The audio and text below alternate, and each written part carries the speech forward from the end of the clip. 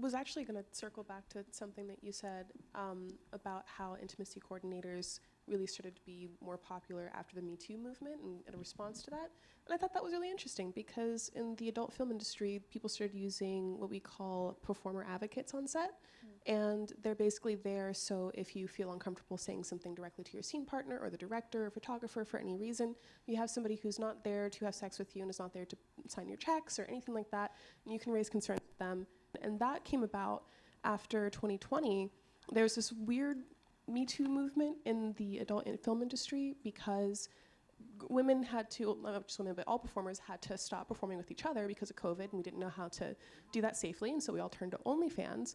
And that's when a lot of people discovered that they could make their own money without having to rely on these directors, and that they had been keeping all of these things that had happened to them inside because they didn't want to miss out on money. So once they were free from having to feel so like, if I say something wrong, if I speak out against this person, then I won't get work anymore. And a lot of girls started coming forward with their stories, and that really freaked out the studios because they didn't want to be responsible for that. A lot of them are really empathetic and don't want to have that kind of thing happening on set. So, performer advocates.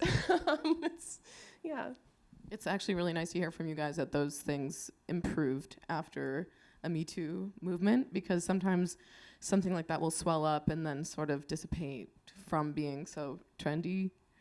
And you go, did we just do anything, or did we just have a lot of conversations? Did it actually make change? So it's really nice to hear that that has changed. In the experience of Me Too as this kind of media moment that had a lot of sensationalism built into it, I think like everyone has different experiences of that, but you know, we wanted to ask what for you that experience was. Totally. Yeah. It was a lot. I don't know if everybody can agree with that, but it was a lot. It was very triggering.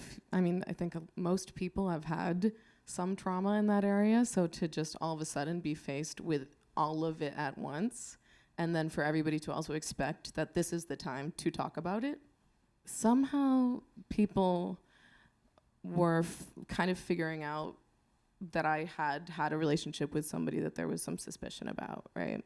So every major music media source reached out to me to get an interview, and my one ask was to get approval on the interviews once they came out, and they all said no.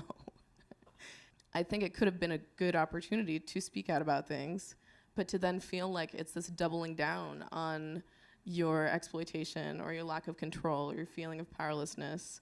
There were so many good things happening at that time, but I think that it was also very clumsy in a certain way because it was all happening at once, which kind of, it's like the growing pains of any kind of cultural conversation. It's sort of, you can't expect people to know how to talk about it when it's something that's not talked about openly yet.